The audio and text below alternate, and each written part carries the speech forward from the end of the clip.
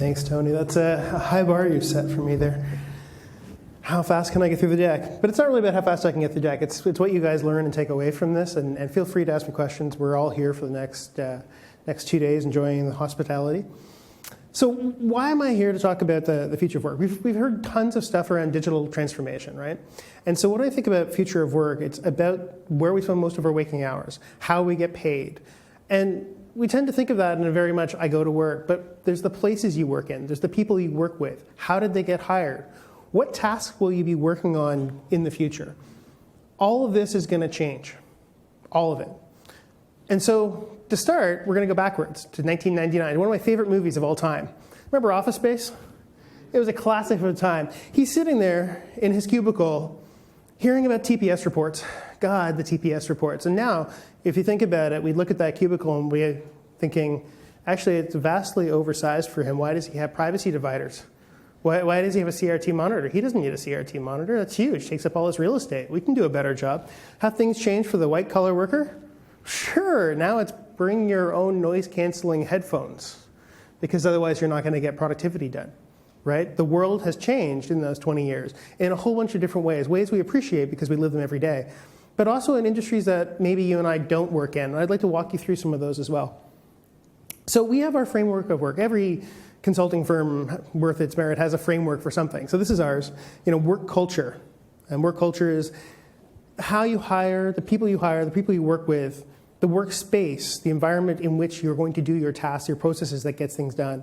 And then the workforce, which is the people or things that get the work done. And all of that is shifting as well. So let's skim through that for a second. It's kind of confusing when we talk about each of those terms, work culture, workspace, workforce. One of the ways to think about it is who's coming and knocking on your doors, who's pitching you. Well, if we think about work culture, we're thinking about who's pitching you on talent acquisition, who's pitching you on talent development, on how you're promoting, talent retention, and also, of course, firing.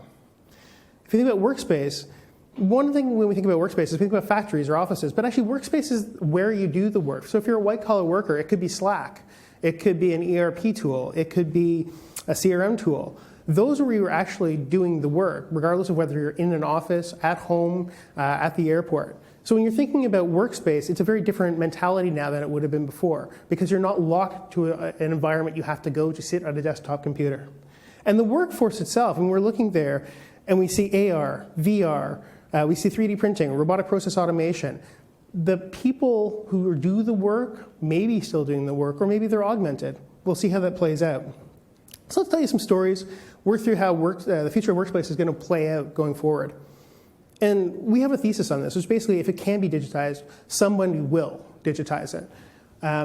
Will they see an advantage from that? Well, we'll see how it plays out. So why am I starting here, right? Sidney Crosby celebrating one of Canada's greatest athletic moments, the gold medal in the overtime in Vancouver in the Olympics. And it's because professional sports are a laboratory for how you can play with human potential. They have an incredibly small, but incredibly well-rewarded workforce. And it's a zero-sum game. One person gets the gold medal and one person gets silver, right? So you're willing, as a professional sporting enterprise, to pull out all sorts of stops to see what you can do for human potential. And if we think about sports, we think, well, they're training really hard, and it's about the person and the coaching, but it's not anymore. So how many people here have followed the Raptors really closely last year? I'm sure you heard a lot about workload management, right? Kawhi Leonard didn't play all 82 games because workload management. And people thought workload management might have been the fact that he skipped 20 games, right, to rest. He didn't play on the second night of a back-to-back because you're more likely to be injured on the second night of a back-to-back. He didn't play any of the 4 and 5. So if they have 4 games in 5 nights, he didn't play the last games of those because you're, again, more likely to be injured. But that's just the top, the skin, superficial layer of workload management.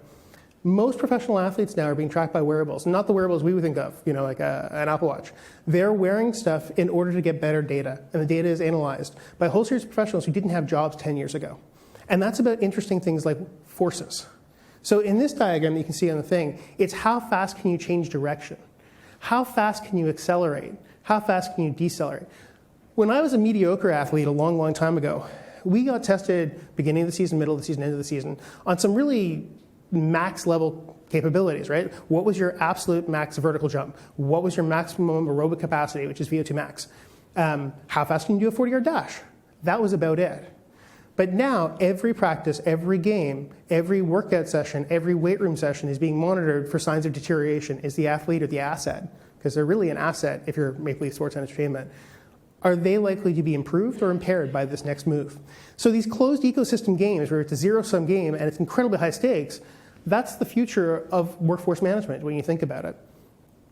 See the catapult on his back? If you watch MLS Sports or any of the European leagues, you'll often see this because it's in a protective case. That's an accelerometer. It's even measuring how fast somebody can decelerate their landing from a jump. So I would have been measured in 1996 on how high I could jump. Kawhi Leonard's being measured on how softly he can land from his jump, which obviously is much higher than my jump. But the ability to decelerate softly turns out to correlate very strongly with whether you'll get injured or not. It's all data we didn't have before. So that's what they're thinking about, and that will trickle down throughout the athletic world. But I bet we'll see it in a whole bunch of other places with high-performing workforces as well. So to keep going with the pop culture references, why would I have this? Captain Steubing, the Love Boat? Well, it's because it's a closed ecosystem again. In 2013, Disney launched what's called the Magic Band. It's a wearable for their customers. You go to Walt Disney World, you've got your pre-ordered in multiple different colors, so your kids are happy if they're pink or if they're blue, depending on the kid. And you can walk in, and it does a miracle thing. It's identity on your wrist. But it's not just identity, it's payments, which for a parent is actually kind of painful because you don't have the excuse that you don't have cash with you anymore, because the kid can now buy their own merchandise. The kid can now get fries with their Magic Band. So that payment device, identity device to get back into the hotel room, but also it's a geolocation device. They know exactly where the customers are inside their closed ecosystem environment, which is a resort. So the world of tourism is changing in that regard. And one of the ways it changes is if you know where the crowds are, you can send Mickey and Minnie to go entertain the kids so the wait doesn't feel as long. It doesn't cost you very much if you're Disney, but it does change the environment and it changes the reviews and the rewards, all because you have this little tiny wearable technology tied to an infrastructure that nobody sees behind the scenes. So what does that have to do with the Love Boat? Well, there's that great Picasso quote, right? Great artist borrow, but great artist steal. Carnival, they went and hired the actual designer of the original Magic Band. Why not? I mean, it's intellectual capital. Just like sports, you might as well steal a free agent. So what they did was they've launched the medallion. If you go onto a Carnival cruise, you've got a medallion, and that medallion does the same function. Payments, geolocation, identity, lets you into your room. It also tracks your preferences. What do you like in your martini, right? That way they won't screw it up next time they bring to you. But cruise ships these days aren't the cruise ships that the Love Boat would have been.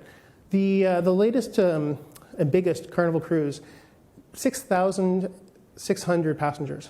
There's 2,200 staff on it. It's bigger than this hotel. So where do you find your family once you've all gone for breakfast and then your grandparents went off to one place and the kids went to the pool and you've gone to the room because they forgot suntan lotion? How do you find everybody? Again, it's got geolocation in it because it's a closed ecosystem and it can track everyone. But on the back end, there's technology because they now have about 100 kilometers worth of Ethernet cables in every one of the boats. Why do they need that? Think about a boat. A boat is a stainless steel object with lots of little tiny stainless steel rooms inside it. So effectively, it's a Faraday cage inside a Faraday cage inside a Faraday cage. So the whole idea of having wireless is going to bounce off things, and you're never going to have it. So they've actually had to set up around, well, as I said, over 100 kilometers worth of Ethernet cables, but also they've got somewhere around 6,000 to 7,000 readers in every boat to make sure that these actually are connecting to different sensors so you can actually pull off the customer experience that you're expecting to pull off. So the future of vacations looks a little different. And this, now they're good pop culture reference here. So if we think about another industry, right? We're thinking about Anna Green Gables. She's living on a farm, the pastoral dream that people think of.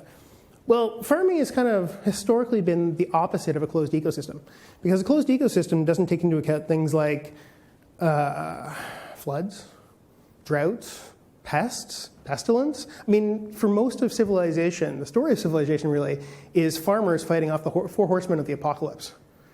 So why would we bring it up? It's because the future of farms may well look a lot different than the past of farming.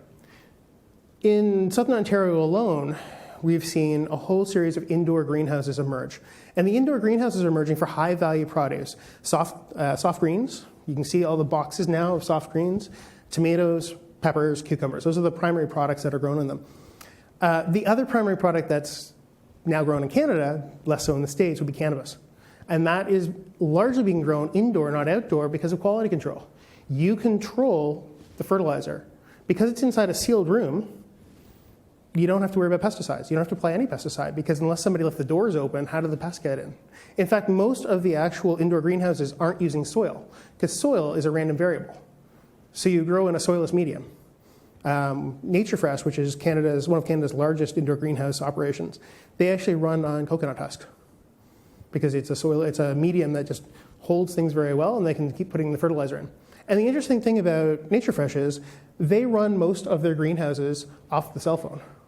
The lead grower knows exactly what the humidity, the temperature is inside it. He can control the lux, the amount of lumens in the room, off his phone. So increasingly farming, instead of somebody being out in the field, is actually being driven off devices. And this is the inside of a vertical farm outside of New Jersey. So a farm in Saskatchewan, you might pay somewhere around $2,500 an acre.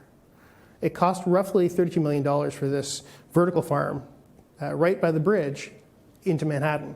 And one of the things about it is that they have those types of advantages of being able to control exactly what you're looking at. They have no shipping costs. They're closer to the customer, and they don't have to worry about seasons. How can you create this? Well, my understanding for the indoor greenhouses, this isn't the vertical greenhouse, the indoor ones, is that you're paying $15,000 every acre purely for IT costs. That's not including any of the pumps, it's not including any of the lights, it's not including any of that.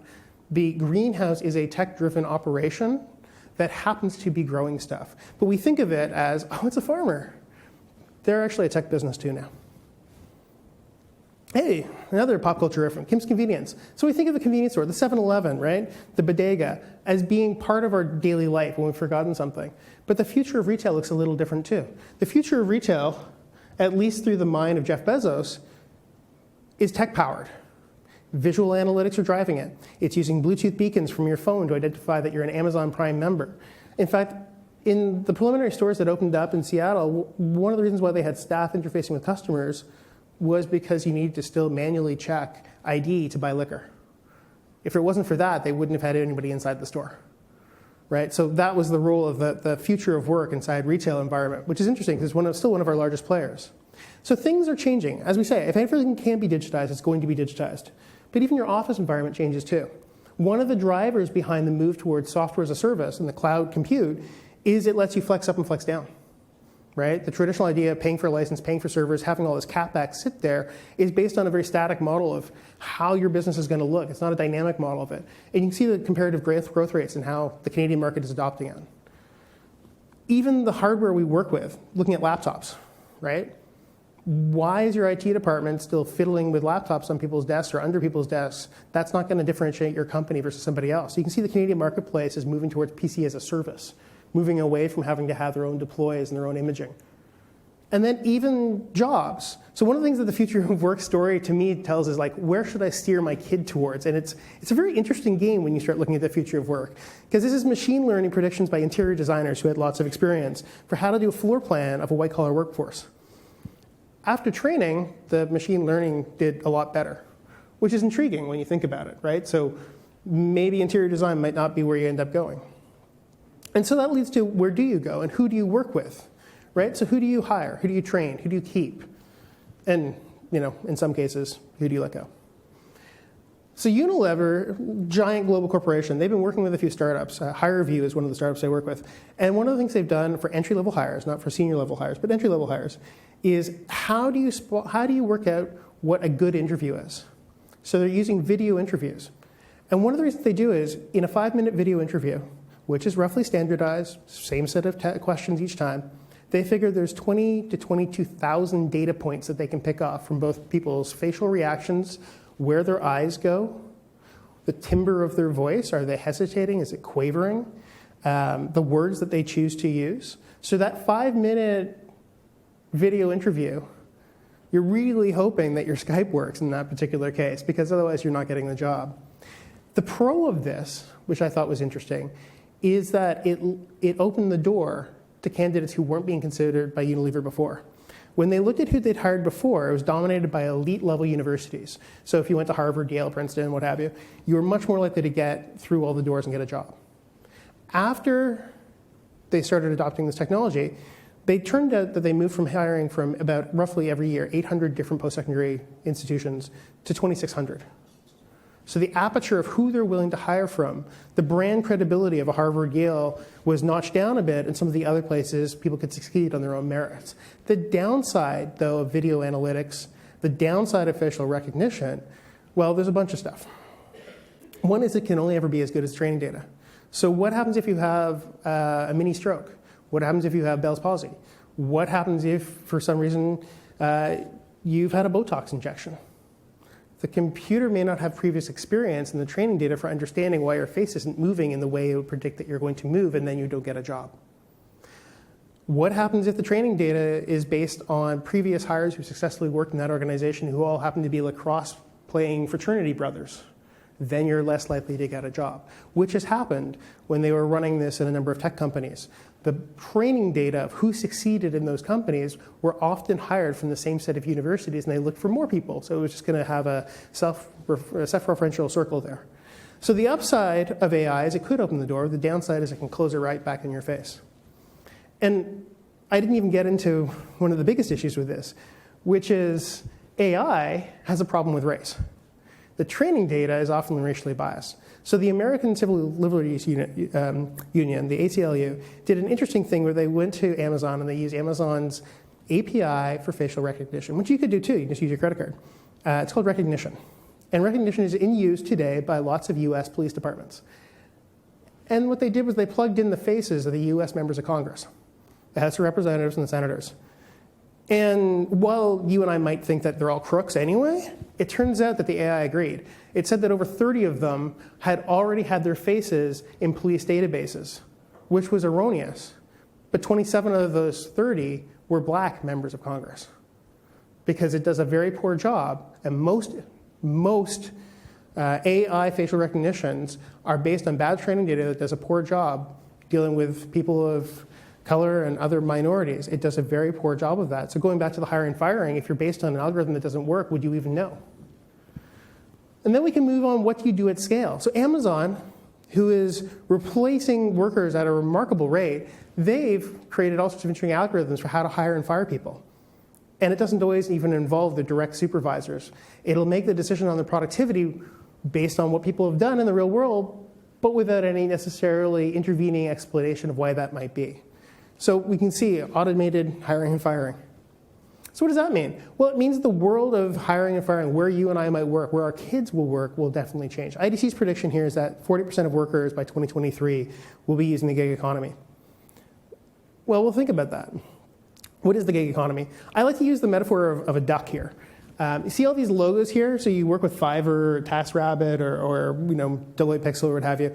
And it's like a duck. You work with a brand that you know. But underneath it, frantically paddling just to stay still, is the duck's feet, right? The brands look good, but underneath it are the actual gig workers. So if an Uber worker who's looking for the ability to have flexibility, to have a job, so there's pros and cons to this, but on average they're making about $13 an hour US. Because most Uber drivers don't factor in the depreciation of the car, the cost of gas, until they've already been working for 4 to 6 months. And at that point, they realize they're actually not making nearly as much money as they thought they would. This is to say nothing about the fact they broke down the taxi medallions, which I think is a good thing. But it shows that there's pros and cons to the whole gig economy. And that's Uber, which is one of the well-known ones. Has anyone tried Bird or Lime, the scooters? Right? How do they get back to the station? Ever thought about that? Because you're not going back to the station, you're going to your office. So you hop on the scooter, you zoom along the street, hopefully you don't hit something and then break your face. And then eventually you get there and you leave it to the side or throw it on a sidewalk, or in the case of California, a bunch of them have been throwing them to the ocean. But how does it ever get back to Union Station? Well, they incent people on piecemeal. So this dude is making a living by trying to carry as many of them as he possibly can on each one to go back. And depending on the time of day, he'll get paid more or less, because in rush hour, they desperately need them to go back to Union Station. Middle of the night, they don't. So the piecemeal gig economy, that's how it plays out for individuals who actually make a living this way. And then you're like, well, it's not me. It's not going to be my kids. My kids, they're going to be white-collar workers. They're going to be programmers. So when we think about AI models, machine learning models, what actually is it? Mechanical Turk was one of the first ways to interface with people to build out all these libraries, so to speak, reference libraries of visual images. That's how it actually works, right? All these super sophisticated training libraries of data, well, they're often people being paid in developing country wages to click on images to train the data properly. And this one's in India, and they're making about $12 an hour or so, $10 to $12 an hour. And that's how the data was ever trained for radiologists and all sorts of other areas. This isn't just training on, like, is this a car and the capture device training. This is actually for a whole series of other images. So that prediction about 40% of the workforce, Bank of Canada actually said it's already 1/3, right? It's already here. The future's already here. It's just not evenly distributed, as William Gibson once said. So workforce. Workforce is kind of interesting. It's about the tasks, the processes that do the work. So let's think about how they're going to get automated, how they might be augmented even, and what that actually means. IDC's view of the workforce is that really the capabilities that will be automated or augmented, you've got your physical strength, you've got the senses, eyesight, smelling, hearing, touch, etc. You've got your brain. And each one of them can be augmented or replaced in some cases by technology. So we'll see how this plays out. How many of you remember Ripley from Aliens, right? Absolute classic of the 80s. She's got her loader, and she's gonna go to war. That was actually a really clever visual from Hollywood that inspired people to help injured veterans learn to walk again. So Rework is a real company that has gone to market. And what they do is people who are partially paralyzed, it acts as an exoskeleton and replaces their abilities for the legs to function. And it's gotten to the point through technology and robotics that it actually is in market and has been used successfully by the US military, the Veterans Affairs, and actually a number of people who've been paralyzed playing football. So it's a really interesting story. It's not mass market because it's still quite expensive, but the technology is getting better and better all the time. What's more likely to come to mass market for totally different reasons is something like this. It turns out back injuries, sciatica, lower back injuries, are actually really expensive, not just for the poor bastard on the line, but for the company itself. Because back injuries are very hard to diagnose. They're very hard to fix. So then the company's at risk for paying chiropractors and physios, occupational therapists, all of which we're going to increase the premiums it pays, which then means, well, maybe we will invest in having a robotic exoskeleton for helping the lifter. That's the first view of how logistics will work. The second view is more like Amazon's. Let's stop lifting quite so many things. They bought Kiva Robots for $770 million. And what they've done is these self-driving robots can move around the warehouse. But it doesn't get the person out of the picture. They're still the largest hirer of people within warehouses in the US or Canada. Because the robots, as of yet in an Amazon factory, are more expensive than a person to lift things and put them in there. Because they use weird shapes. People on Amazon buy rowing machines. They buy like 50-gallon tubs of KD. It's a non-standard way to pack. Well, the future of groceries, though, there's no people in the loop here, right? Ocado is the platform, started in the UK and is now used by Sobeys and a few others to pack your groceries. With inside the logistics here, you can see there's no place for the person to stand even. It's doing the pick and pack all by itself. So am I saying that robots are the enemy, right? Are they robots coming for a job, as the saying might be? Actually, no. What's happened throughout the last 25 years of the manufacturing sector, at least, is the countries that invested first and foremost in robotics kept their manufacturing firms. The ones that didn't got hollowed out. You've got to work with the advantages and technologies, or else you lose the whole company. So if the worry is the individual job and not transforming, you're at greater risk of losing your entire process.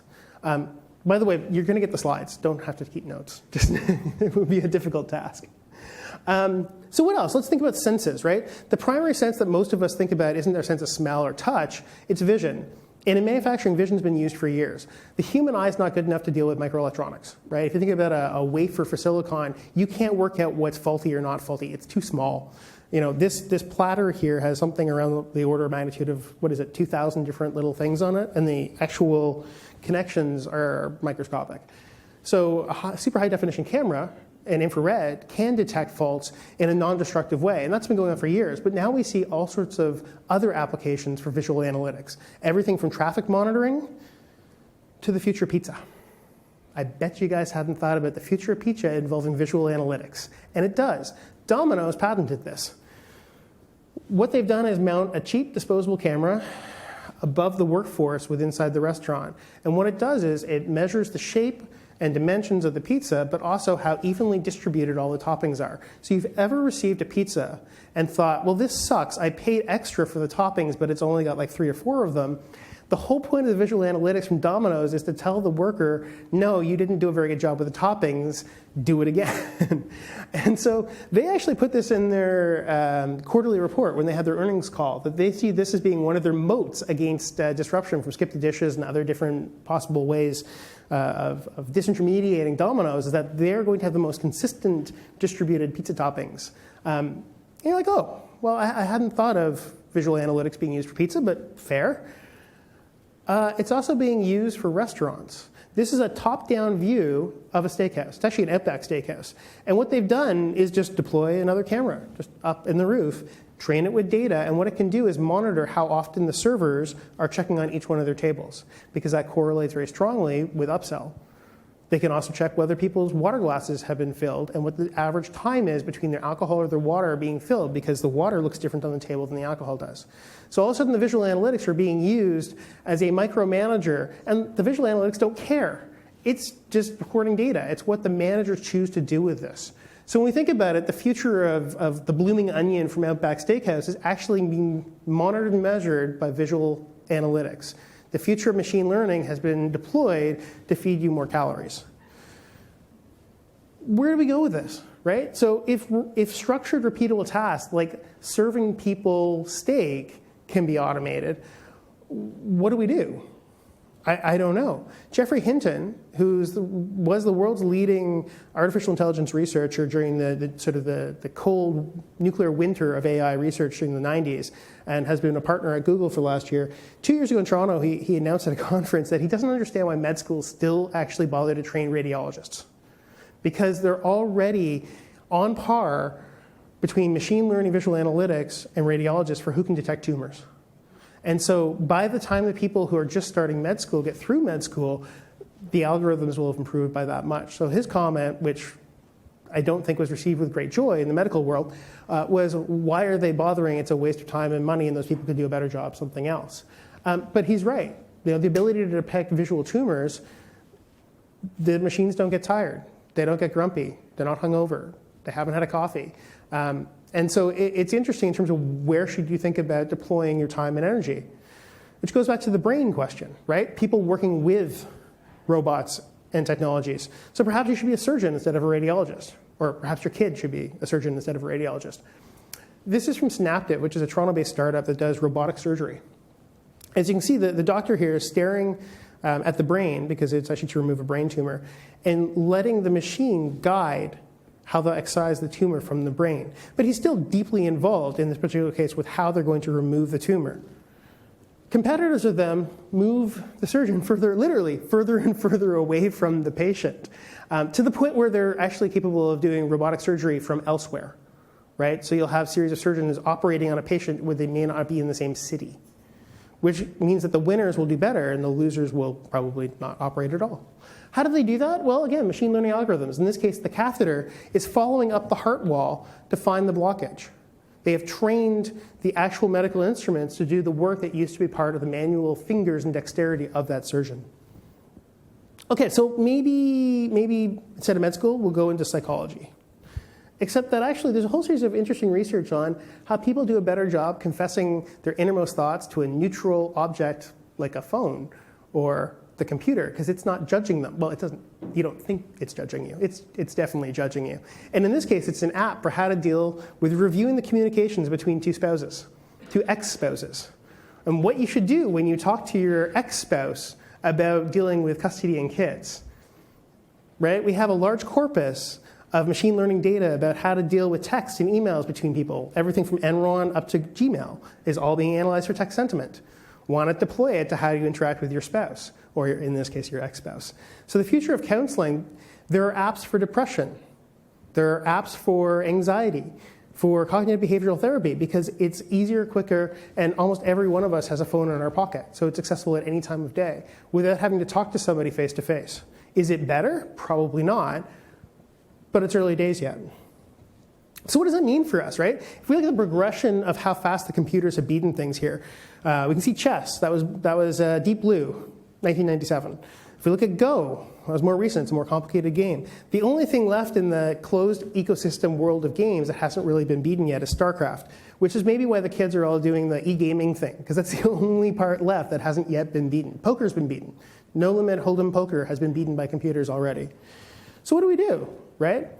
Well, one thing is to think about how you're going to work with. You still have to pick the operations and the processes that it's going to go. You still have to improve the underlying infrastructure and technology to be able to do any of this digitization. But the other thing we should think about is we should probably all get back to work pretty soon. From another film from 1999. So I'm available for questions and just food for thought, so to speak. Any questions for Nigel?